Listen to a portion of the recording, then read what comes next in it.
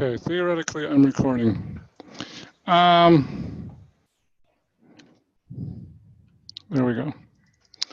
Okay, so chapter 4 is going to be on organizing organizing data. Chapter 4, organizing data. Okay. So we're going to talk about types of graphs that we're going to use. So we are going to be using the computer a fair amount today. And I haven't been able to, well, we'll see how this works. I'm going to see if I can try to get us a computer lab, but I haven't been able to find out yet. So if you're using categorical or qualitative data, you're going to use either bar graphs, pie graphs, or a Pareto chart. Okay. Now, pretty much bar graphs and pie graphs can be used generally interchangeably. However, let me say this about those.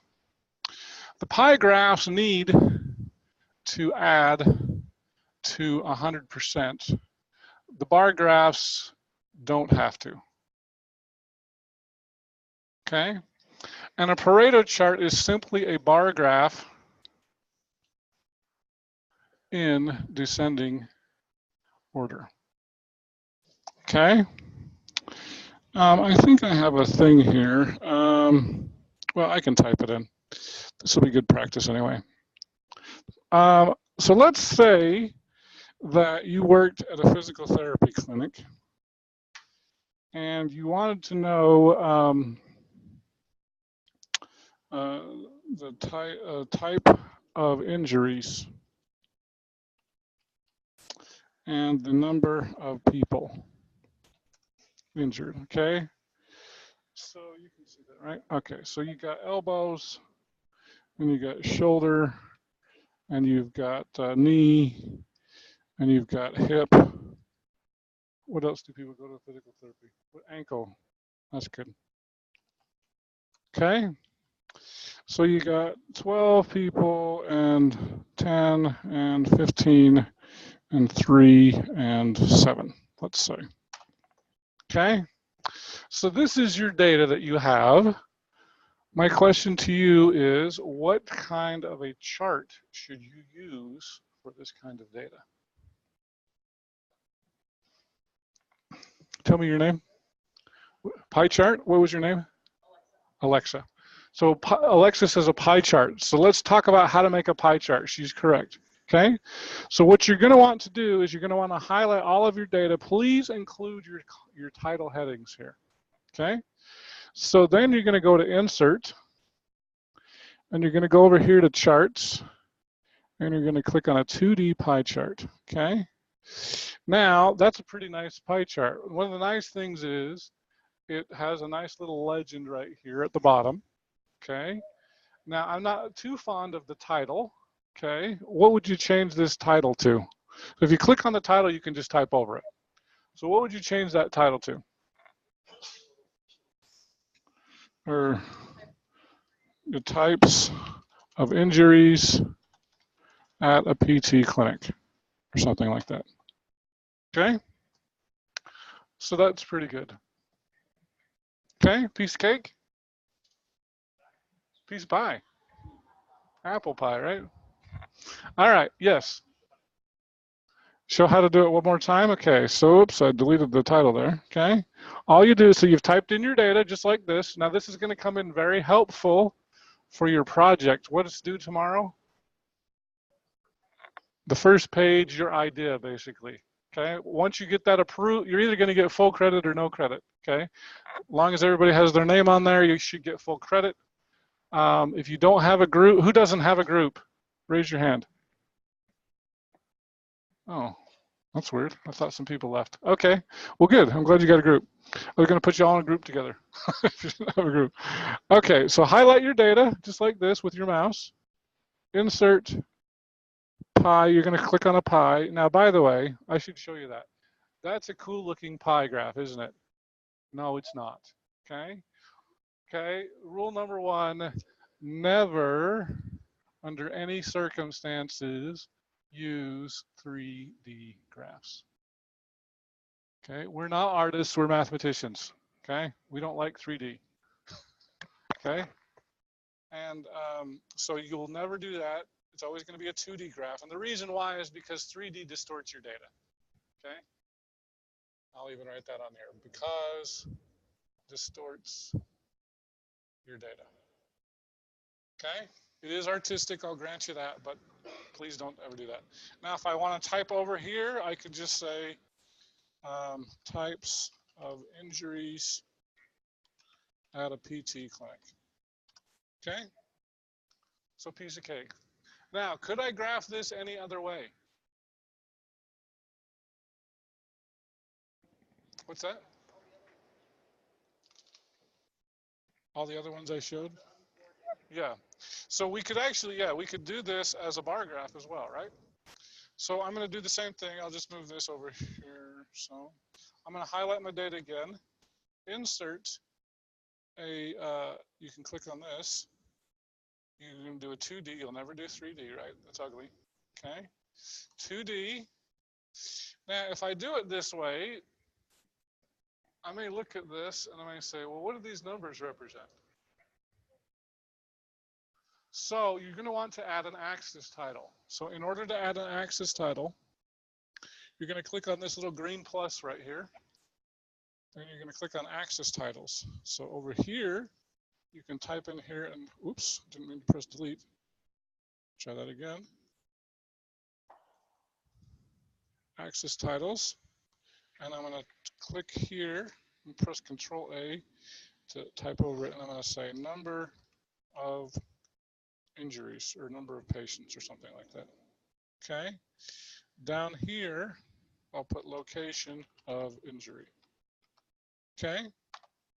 So, and up here, I'm going to put visitors to PT clinic. Okay. So there you have it. I've got a bar graph, and you can see my nice bar graph there. Okay. Now, how do I turn this into a Pareto chart?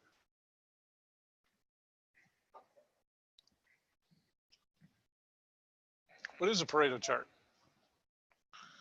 It's a bar graph in descending order, right? How do I make that in descending order? I don't really want to retype all that. Okay, so here's what you're going to do. Once again, highlight all your data, include the column headings when you do this. If you go over here, this is in my way. You go to data, and then you can say sort, okay? And you can sort by, in this case, I want the number of people, and I want it to be largest to smallest. It's usually in descending order, okay? Now, this is actually used, notice my pie graph changed a little bit, but I don't really care about that too much. So this, a lot of times in manufacturing, they might create a Pareto chart because they'll say, oh, look, we've had more knee injuries and then elbows, shoulders, ankles, and hips, okay? So why are we having so many knee injuries? What can we do to prevent so many knee injuries at our plant? Okay, so maybe they'll talk about, you know, putting in cushion things so people aren't bumping their knees or something like that. Okay, or you know, people wearing elbow guards so that if they fall, they'll have a padding on there or something. So this is so a Pareto chart is basically just a bar chart in descending order. Okay. All right. Now I do want to mention this also. You can also do a different type of a bar chart. If I highlight my data, insert column, but this time I'm going to do it this way. So this can be helpful. Once again, I'm going to want to add my titles here at the bottom. So these are number of injuries. Oops. And then this is your body part injured. Okay. And whatever visits to PT clinic. Okay, so I don't really have a huge preference here. The funny thing about this is, if this is a Pareto chart, it looks like it's in ascending order, not descending order. The problem is, if you've got both of these charts here,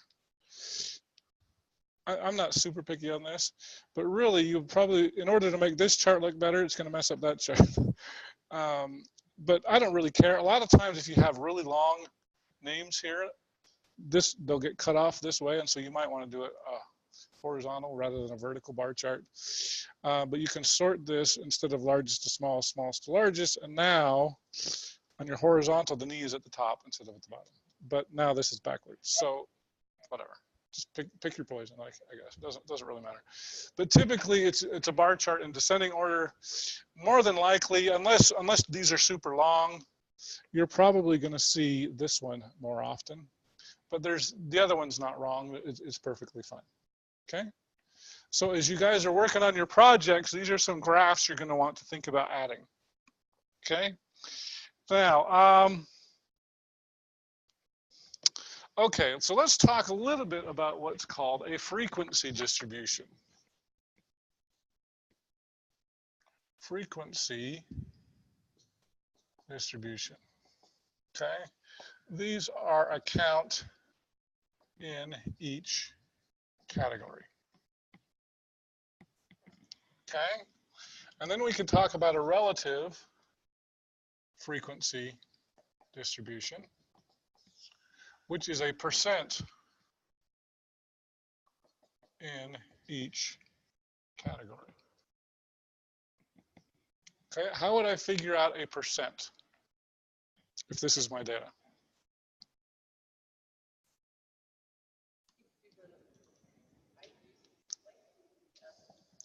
We need to get somebody to answer besides Alexa. Although she's given a lot of good answers. Okay? How about, I'm going to start picking on people because I got to learn people's names. What's your name, Lisa? Jill, close. All right. Jill, how would you create a percent for each one? I have no idea. No idea? Well, you're talking about what kind of chart? No. I'm just talking about, I want to know what percent of people had hip injuries? Oh, I guess. Oh, so 3 out of 5. 5? There's only 5 people that got injured? Oh, no. Maybe 3 out of 5. We need to figure out our total, right? So in order to do this, we got to figure out our total. So we're going to learn the Excel way. So I'm going to add a thing here for total. Now I'm going to teach you here. This is a Greek letter. It's the Greek letter sigma. By the way, later on I'm going to show you this Greek letter. That's also sigma. It's the same letter. This is capital sigma. This is lowercase sigma. Okay. This is actually the Greek letter S. It looks like an E to us, but it's the Greek letter S, and that's the lowercase sigma. Okay. So if it looks Greek to you, it is. Okay. But anytime you see this, it usually means sum. Anytime you see this, it usually means population standard deviation. We're not going to cover that today, but we are going to cover it this semester. So I just thought I would share that. So this is such a common reference for the sum that even Bill Gates knows it. Over here, if I go back to home, there's a button here that says auto sum, and look at that, it has the Greek letter sigma on it. Okay. Now, what Excel will try to do is it will try to figure out what you want to add up. And so it does this little Las Vegas light show thing and say, is this what you're trying to add up? Okay. And you say, oh, yes, that's a blank cell. That's fine. Add that column up for me. Now, another thing that I will mention to you all, okay, some people don't like to put a space here. I would recommend that you always put a space before your total.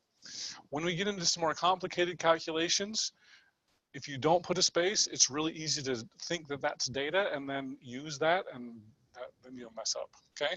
So I would recommend that. So if I'm doing a relative frequency, okay, what I want to know is I want to know 3 divided by 47. So 3, so if you can either use your mouse or your keyboard.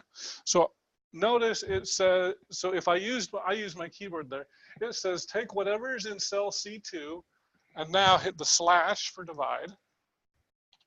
and divide it by cell C8, whatever's in C8, okay?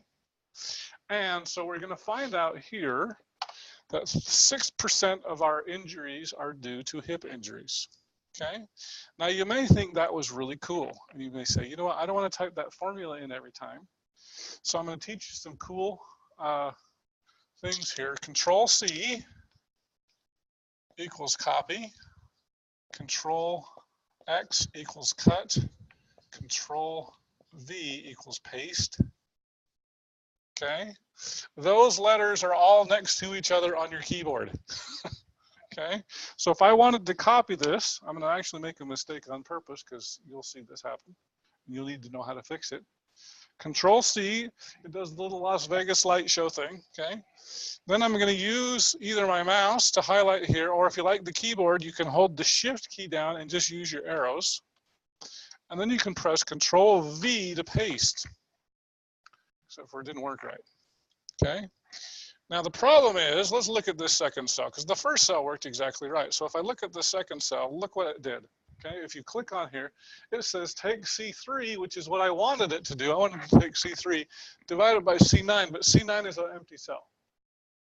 Okay, I wish that it would have just kept the C8 in the first equation. Okay, so the way that you do that so that you can copy this is what's called, we have absolute, this is actually Excel stuff, absolute reference and relative reference. Okay, this is Excel information. So your relative reference changes.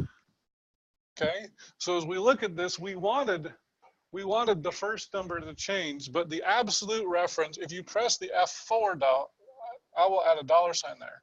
F4 gives you a $sign. So let me go back to here. Okay, so if I go back to this formula, C2 divided by C8, that was correct. Now I'm editing the formula. If I press the F4 key on my keyboard, it will add those $signs in there.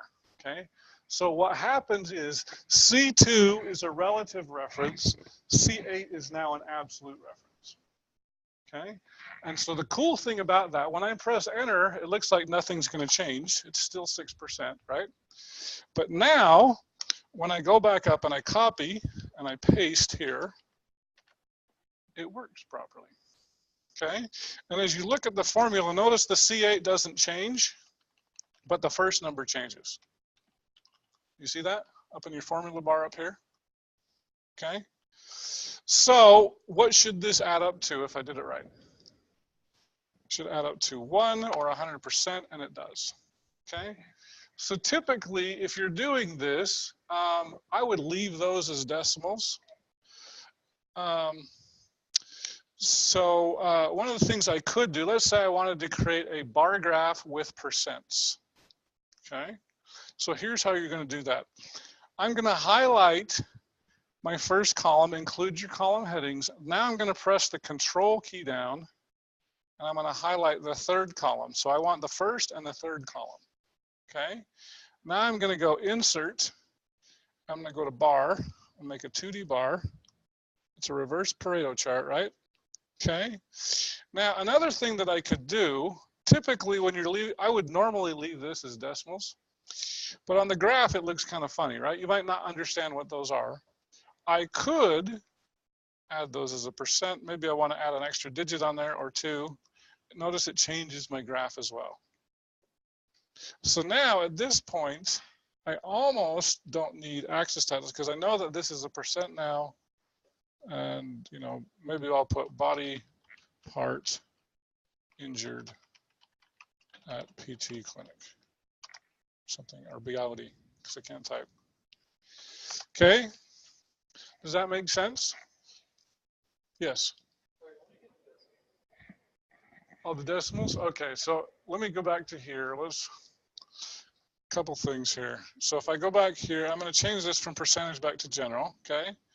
You can click on this percent, that will change it to a percent. If you want to add a decimal, you can click on this button, it will increase decimals. You put a bunch there, or you can decrease decimals. Okay, does that make sense?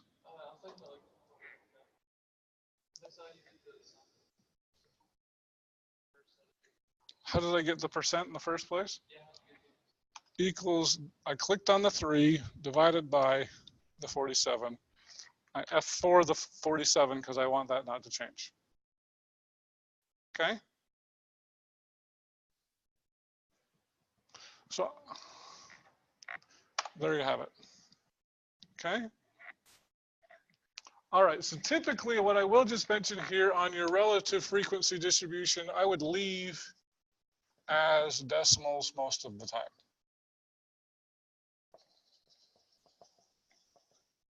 If you're creating a graph, maybe you can convert that to a percent, but normally just leave that as decimals.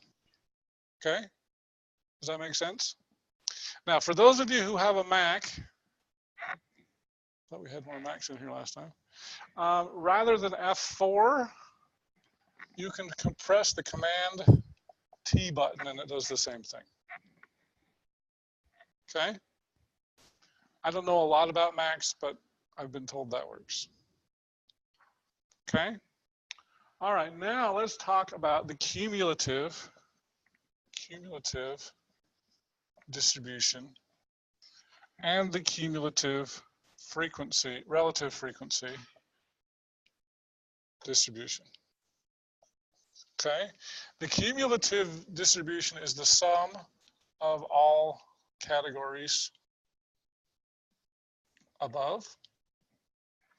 And the cumulative relative frequency is the sum of all percents above. Boy, that pen doesn't write very well. I'll get rid of it. Okay? So here's what we mean by this. If I'm doing the cumulative frequency, okay, distribution, okay, what it means is I'm going to take and I want to add everything hip and above. Now I don't only have hips right now, right? So this first number is exactly the same. Now I want to do all of the ankles, which I've got 7, plus the 3 hips. Okay? So that adds up to 10. Now, if I do this properly, it should add up to 47 eventually. Now, by the way, here's another trick. Rather than do a copy and a paste, what you can do is if you click on this little corner right here, notice I've got a white cross. If I put it on the corner, it's a black cross. If I go over too far, it turns into 4 arrows. So you got to be right on the corner. You want this cross here. If you click and drag down, hopefully it adds up to 47, and it does. So basically what I'm saying is I have 20 patients who had either shoulder, ankle, or hip injuries. I had 32 people that had elbow, shoulder, ankle, or hip injuries. I had 47 people that were knee, elbow, shoulder, hip, or ankle injuries. So it gives you a running total of all the categories above. Does that make sense? Okay. All right, so now, so that's the key. Yes. Yeah. This one says cumulative relative frequency distribution. So we're going to do that one now. So this is the cumulative relative frequency distribution, okay? So rather than adding the counts, what do you think I'm adding now? Adding what? The relative frequency. So 6%, you know, I'm going to change these back to decimals. I don't want you guys to get too carried away. So you can change back to decimals, okay? All right, so now I'm going to have 6% of only hip injuries, okay? Now, Takumi, I remember your name. How about that? Now you're in trouble. I'll learn everybody's name eventually. How do I do the next one here?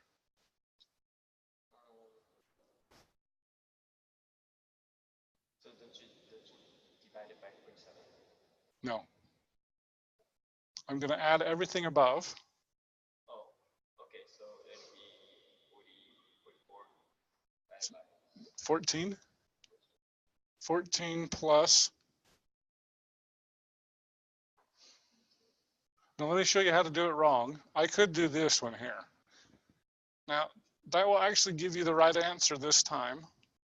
But when I copy it down, what is it supposed to add up to on the last one? Should add up to 1. And it didn't. Okay? These 2 are actually correct. These 3 are all wrong. Okay, so when you're doing this, you need to do it properly. You want to take that 14 plus that 6. That adds up to 21, which is what I got the first time. But now when I copy and paste, when I double click this, it adds up to 100% or 1. Okay, does that make sense? Okay. So your homework over the weekend, which I haven't posted yet. It's hard to me. The weekends are a lot easier to catch up than during the week. So I will post that as soon as I can. You're gonna, do you want it to be in Excel or in Word? Excel. Okay. So I'll give you some data here. Probably what will happen is I will give you a bunch of problems. If I wanted to do this, so I'll problem 2. I might give you a combination of Excel and Word. I don't know. We'll see. Because I want to be able to see your calculations as well as the problem is, yeah, every one of these is going to be different. You could, let me show you something. If you wanted to, you could actually copy this and paste it to a Word document. Oh, I hate this. So I know some of you just print out your homework. You could do that, and it won't show all the calculations, but it'll all be on one page. Does that make sense? So you can copy and paste between Word and Excel. Yes, Emily, right? Okay. This absolute reference, relative reference. So this is F4 or Command T if you're using a Mac. And this one just says the formula changes. Is this just, yeah, your formula changes. Yes, I don't know your name though. Ashley.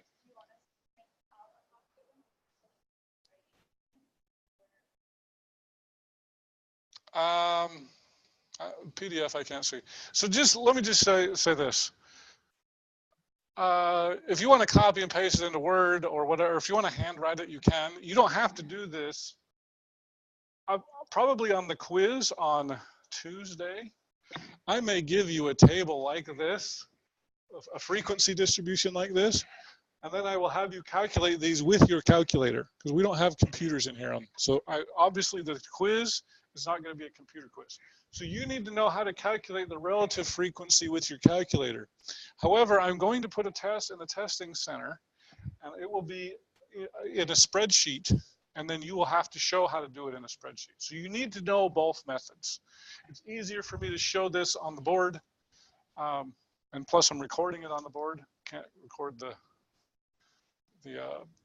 whiteboard right now, but anyway, so yeah, you do it both ways. But yes, we need to start thinking about a test, don't we? Probably in a couple of weeks we'll have a test. I don't think it'll be next week, probably the week after. We'll probably have a test. And then, so you'll have, we'll have one in class, and then I'll put, part 1 will be in class. It'll be a written test with your calculator. Part 2 will be in the testing center. I'll probably open it up for 2 or 3 days, whatever they let me. So, yes.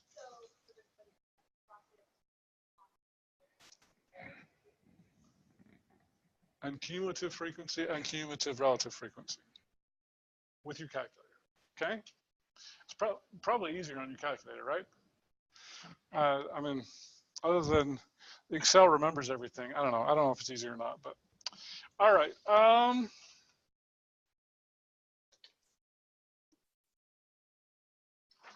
Cruising along here. Let's see here.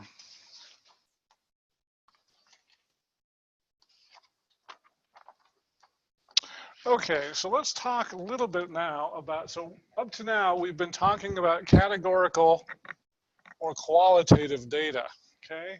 Let's talk about organizing quantitative data, okay? So when we do that, one of the things that we're going to want to do is we're going to want to do line graphs, which are used for time series. And we're also going to do histograms. histograms. Okay, so histograms are basically numerical data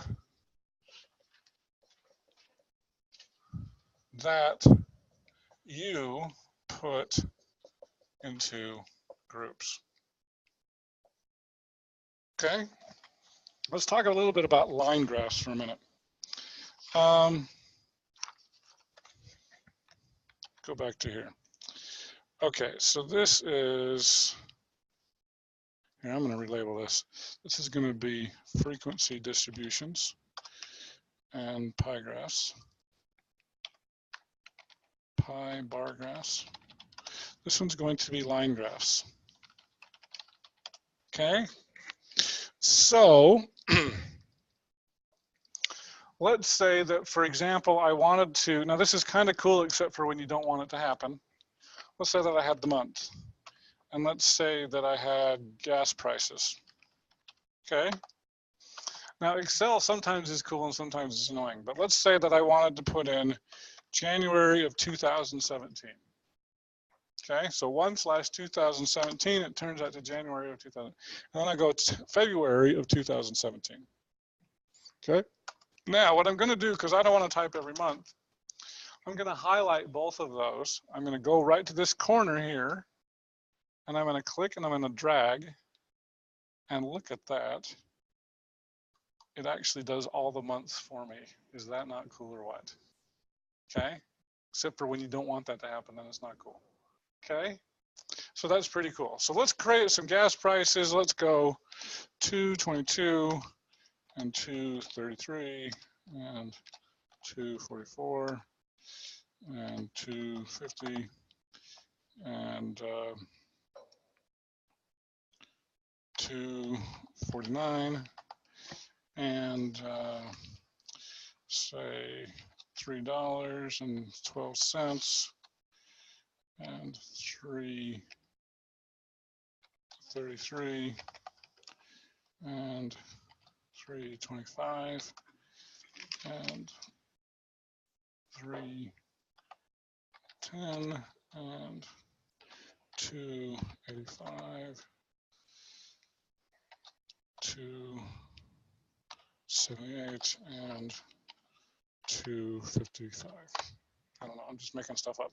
Okay, so this is your data. What kind of a graph should you be using?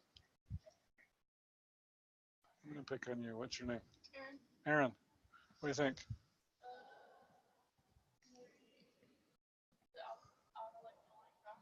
A line graph because it changes over time. Okay, so the idea with line graphs is you're looking for use for time series.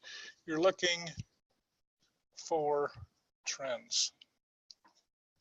Okay, so how do you think you would create? Let's see how good you are, Aaron. How do you think you'd create a line graph? Select all your data. Insert. Line right here. You would do a 2D line graph. Look at that. Isn't that cool? Okay. Now the cool thing about this is because I've got dollar signs here, I put the dollar signs on my graph. I've got my months down here. I might not even need to put access titles on there. If I wanted to be super safe, how would I add access titles? I'm going to pick on, tell me your name. Ashley, how do I do access titles? Can't remember? Do you remember? No clue? The green plus sign right here. Access titles. And now what should I put over here? Price. Yeah. And then this is month. Maybe I'll capitalize my gas prices so it looks a little nicer. Okay, just like that. Okay, now that was pretty easy, right? You gonna ace that, Ashley? Okay. Could you draw that by hand if I asked you to? On the quiz on Tuesday? By hand? Can you do it on the computer by Tuesday? Okay, I'm recording this lecture. Hopefully you can. Okay, I will see, I think it is helpful to do this in a computer lab. I'm gonna see if I can ask around and we'll try. If I can get a room, I'll try to put it in the computer lab because I think it is helpful to do it at the same time I'm doing it. Yes. Multiple questions, yeah. The computer test won't be. The computer test will be like, here's some data, what kind of graph? Draw the graph, draw an appropriate graph. Well, I don't know if you give me one. Okay. The multiple choice are harder to write, but they're easier to answer, right? Sometimes. All right. So let's talk a little bit about distorting data. You would never do such a thing, right?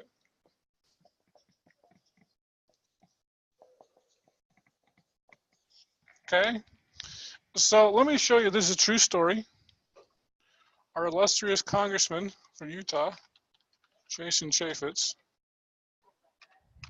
What's that? You love that guy? Yeah. So he brought up this graph here about Planned Parenthood. He brought up Cecily Richards, and he said, would you explain to me why abortions have gone up and cancer screenings have gone down? Why should we bother funding you anymore when you're doing such horrible things like this? So my first question is, what do you think, you know, regardless of your feelings on abortion, that's not what this is about. Feelings are about the graph. What do you think of the graph? Who says that's a good looking graph? Nobody? Who says it's a bad graph? Okay, why is it a bad graph? Tell me your name. Jordan. Jordan, why is that a bad graph? So the only real numbers that are showing at the very beginning, 2006, 2013, were not the same. Yeah, there's no scale here, is there? Wow, and okay, so there's no scale. That's kind of weird, right? Now, what else do you notice over here? Did you all know, well, they're perfectly straight lines, so, you know, that's kind of weird. But did you know that 327,000 is a bigger number than 935,000? Who knew that? Okay, you must be a politician, right? Okay, only in politics would you do something stupid like that. Okay, so if this actually had a scale, look at that graph. Have abortions gone up? Yeah, but not nearly as dramatically as Jason Chaffetz, right? And now the question is, cancer screenings have gone down. Oh, let me back up a little bit. Go back to Jason's graph here. And I shouldn't blame this on Jason's graph. When Cecily Richards was on the stand, she said, I've never seen this graph before. My advisors tell me the source of this is an anti-abortion group called Americans United for Life. Do you think they might have a reason to distort this graph? Make it look like abortions are way worse than they really are? Okay, so you need to look at your source. But the interesting thing is, if they had drawn the actual scale, you would see that abortions are basically flat. You know, we've had a population increase. It might not have even increased really as a rate. It has gone up a little bit. Cancer screenings have dropped precipitously, in fact, in half.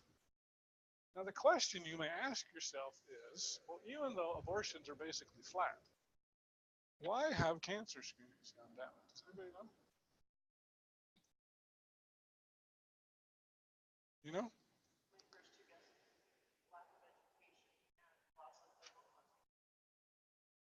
Oh, loss of federal funding would be a good guess. That's actually not true. Lack of education. What do you mean by that? Just, I don't know. I guess it would go back to Yeah. That's a good guess.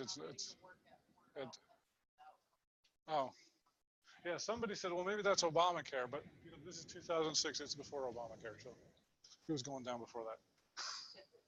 Okay. Anybody else have a guess as to why that is? Yeah, no, that's not it. Not insurance. So here's the reason why the cancer screenings have gone down. It's actually a really good reason. Okay, as you know, Planned Parenthood, they'll take men, but they primarily cater to women. They do abortion, cancer screening, and lots of other things. The American Cancer Society made a recommendation. The problem is, what was happening, women are doing these self-exams, they might feel a lump in their breast, okay? They go to the doctor, all concerned. Doctor says, might be cancer, let's just chop it off, right? Okay? Okay? So they chop it off, and then they go, oh, sorry, you didn't have cancer. Better safe than sorry, right? Well, now you've got a maimed woman. And so we had all of these women who were having their breasts chopped off without, and didn't have cancer. And so the American Cancer Society said, you know what, unless you have a reason to do this, maybe we shouldn't be doing so many cancer screenings because we are maiming women, okay? And so Planned Parenthood was actually following the recommendation of the American Cancer Society and said, don't do it as often, okay? So there was actually a really good reason that the cancer screenings dropped, okay? So, of course, Jason Chaffetz wasn't going to tell that part of the story because he's, abortion's terrible and we got to get rid of it. So, at any rate, if you're going to do a graph, at least don't distort it, okay? Now, you would never do such a thing, but is there a way that you could distort this graph to make it look worse? Just as a small section of the graph? Yeah, we could change the scale, right? What if, so here's how you would change the scale. So what if, in this case, now normally, your vertical scale, when you're doing the line graph, unless there's a good reason not to, but normally, your vertical scale should start at 0, okay? But if I were unethical, I could right-click on the scale here, and then I could say Format Axis. Over here on the minimum, I could change that to say 220, because I wanted to make President Trump look bad, or Barack Obama, or whoever I don't like, okay? Look at gas prices, they're all over the place. Oh my gosh, it's gotta be the president's fault, right? Okay, so this is how you can take real data and make it look way worse. Okay, so typically, I'll teach you another command here. Control Z equals undo. Okay, so if I press Control Z, let's try that again. Control Z, undo. There we go. I don't know why that didn't work, but yeah, Control Z usually is undo, or you can click on that little button there, undo right there. Okay, so typically you should start at 0. All right, now let's do one more type of graph, which is called a histogram. A histogram. Okay, so a histogram is a bunch of numerical data. Now here's what we're going to do. I'm going to create some random numbers. I don't think I recorded this last time. You probably wanted to remember how to do random numbers. So let's pretend this is my data, and I want to come up with some random numbers. Do you guys remember what the command was to come up with a bunch of random numbers? Equals rand, and if you keep typing, it'll pop it up here. Rand between, pick a number, any number, pick a number. What's your name? Any number, just pick a number. 5, and pick another number that's bigger. 80? Okay. So here you go. We've got a bunch of numbers here. I'm not going to go super crazy. Now, the problem with the random number generator is it keeps changing when you type, right? We want that not to happen. Do you remember how to fix that? So if I take and I highlight column A, if I press copy, does the Las Vegas light show thing, and then I click a right click again, and I click on the 1, 2, 3 that says values there.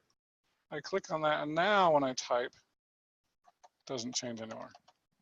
Okay? Okay, so these are a bunch of random numbers that I've got here. Pretend they represent real data.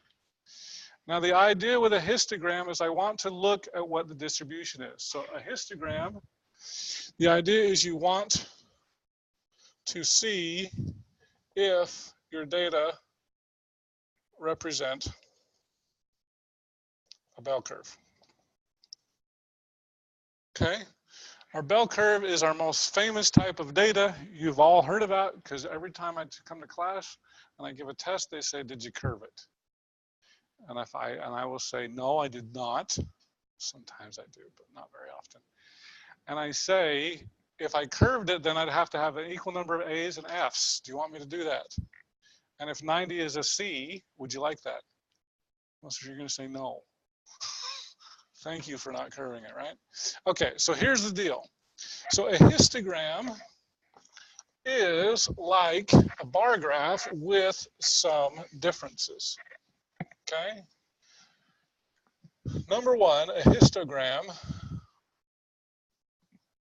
has numerical categories, not qualitative, okay? So you're using numbers. Number two, you create the groups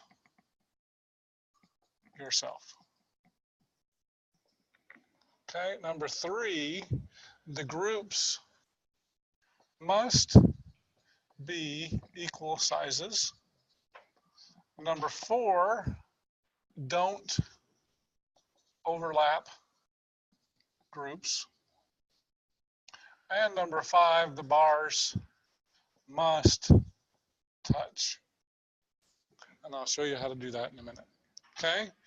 So with a bar graph, your bars do not touch, but with the histogram, the bars should touch. Okay?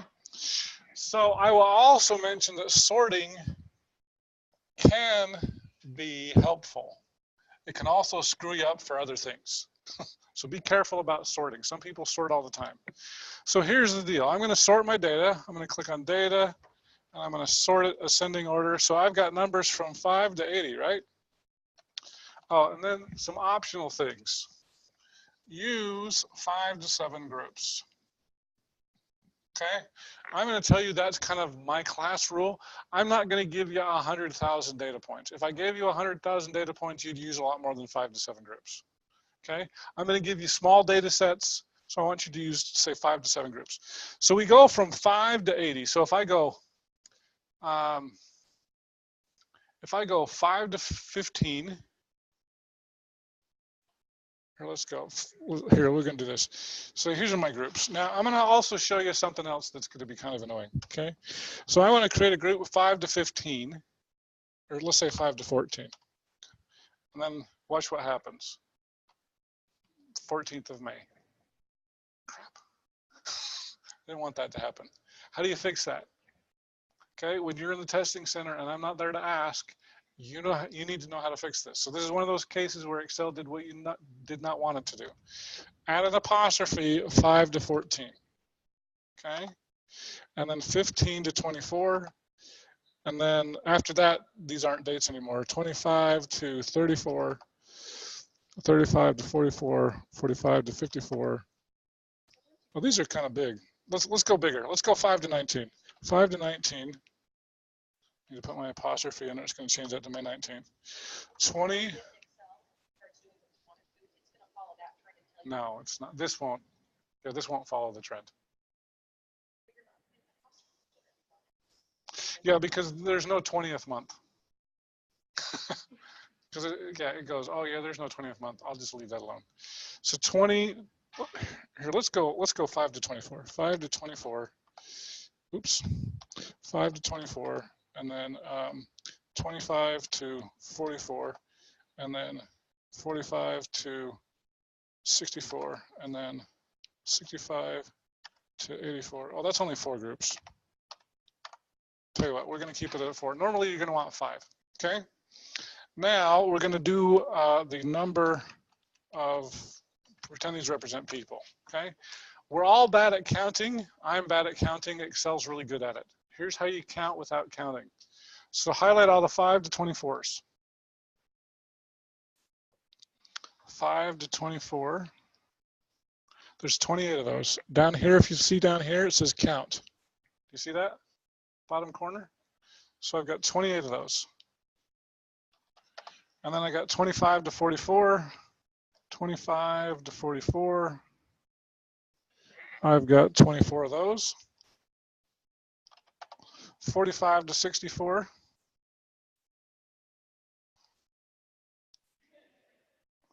I got 20 of those. 65 to 84.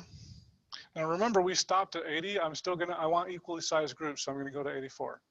65 to 84 gives me 14. Okay, now here's how you create your group or your histogram. I'm gonna highlight my data. You can think of this as a frequency distribution, just like we did before. So frequency distribution and relative frequency, oh, I erased it already. That applies to either qualitative or quantitative. But I'm going to insert, I'm going to click on my bar graph, 2D bar. Now I need to make the bars touch, so I'm going to go to quick layout. I'm going to do this, and so this is, these look like ages of people, even though it's not. And this is number of people, and then this is my data. Whatever, you put a real title in there, okay? Now, here's the idea. The idea with a histogram, ideally, you want something that looks like a bell curve. Does ours look like a bell curve? No, okay? So you would refer to this as symmetric. So if I ask you to describe this, in this case, we've got something, well, that could look like this.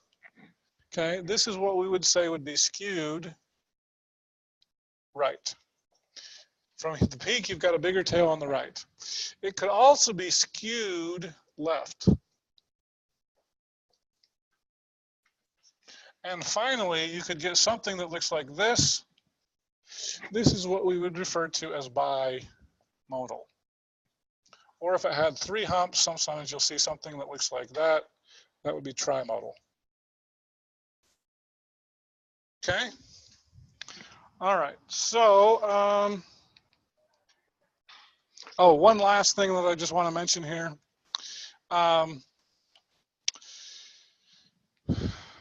Pictograms. Pictograms. Okay. Okay. This looks like something you would do in elementary school. USA Today is the worst at creating pictograms. They're cute. Isn't that cute? They're terrible graphs. Don't ever do this. I actually taught a math for teachers class, and the book said it's okay to create histograms because, you know, elementary school kids. I'm like, never do that. I didn't like that. The problem is if you get something like, oh, here we go. Okay. There was a better one. Maybe if I put pictographs in here. Yeah, this is the one. Okay, so if I go to here, look at this. I'm collecting, notice I got 4 bananas, 4 apples, 4 cherries. Why aren't they the same size? The bananas are bigger than the apples, I guess, which are bigger than the cherries. But those should be equally sized, right? You got 4 of each. Okay, so the problem with pictographs is they distort your data. Okay, so never use those. Okay, so I will post the homework. Quiz Monday will be on graphing and creating relative frequencies, and you know, how do you pick the right graph to use? Yes? For our project, you just like, get the names down. No, the names and also those 6 questions. Oh, good. Okay? Yes. I can't hear you. All 3 of the pie, the bar, the line, the histogram. And you should be able to create frequency distributions, cumulative frequency, all that. Okay, I'm going to stop recording.